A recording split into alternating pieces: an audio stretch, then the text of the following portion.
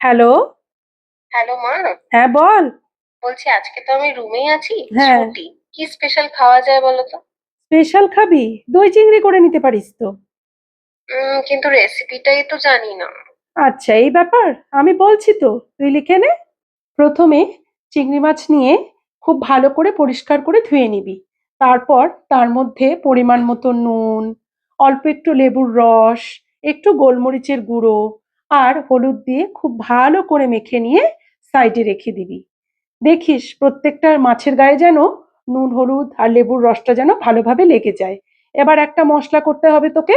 মশলার জন্য নিবি পেঁয়াজ, গোটা রসুন, কাঁচা লঙ্কা আর কয়েক টুকরো আদা। নিয়ে খুব ভালো করে মিক্সিতে পেস্ট করে নিবি। নিয়েছিস? দেখিস যেন ভুল না হয়। কাঁচা লঙ্কার পরিমাণটা কিন্তু একটু বুঝে শুনে দিস, না হলে আবার ঝাল বেশি হয়ে যাবে।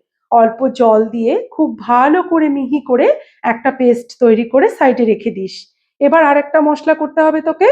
নিয়ে নিবি পোস্ত, পরিমাণ মতো একটু বেশি করে টক দই। এটাকেও একটা মিহি পেস্ট করে সাইডে রেখে দিস। এবার রান্নাটা বসাবি। বসিয়ে দিবি একটা কড়াই। কড়াইতে দিয়ে দিবি সর্ষের তেল। চিংড়িগুলোকে ভাজতে হবে তো।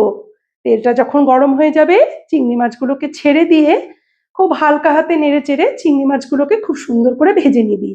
দেখিস বেশিক্ষণ আবার ভাজিস না, না হলে আবার চিংড়ি শক্ত শক্ত হয়ে যাবে। এবার চিংড়িটাকে নামিয়ে সাইডে রেখে দে। এবার আর একটা অন্য কড়াই বসিয়ে দিবি। কড়াইতে দিয়ে দিবি 1.5 চামচ মতো ঘি। গ্যাসের আঁচ কিন্তু বাড়াবি না, লো টু মিডিয়ামের মধ্যেই রাখবি।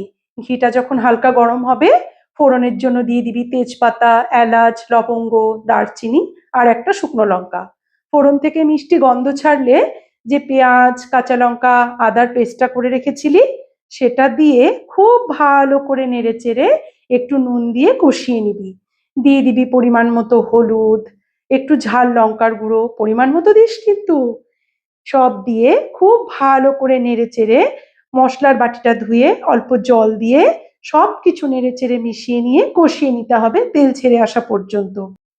এবার মশলা থেকে তেল ছেড়ে গেলে পোস্ত আর দইয়ের যে পেস্টটা বানিয়ে রেখেছিলি, সেটাকেও দিয়ে খুব ভালো করে নেড়েচেড়ে তেল ছেড়ে আসা পর্যন্ত আবার কষিয়ে নিবি। দিয়ে দিবি পরিমাণ মতো অল্প একটু চিনি। এবার মিক্সির বাটিটা ধুয়ে গ্রেভির জন্য অল্প জল দিয়ে এই সময় পরিমাণ মতো আবার একটু নুন দিয়ে চাপা দিয়ে দিবি।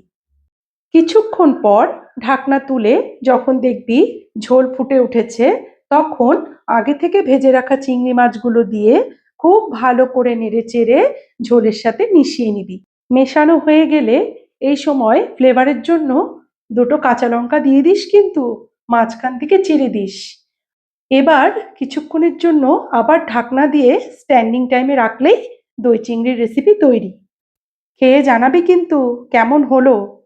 আর আপনাদেরও আমার আজকের এই রেসিপি যদি ভালো লেগে থাকে, তাহলে লাইক, শেয়ার আর আমার চ্যানেলটি সাবস্ক্রাইব করার অনুরোধ রইল।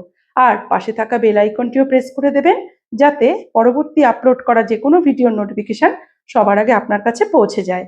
ভালো থাকবেন, সুস্থ থাকবেন। টাটা।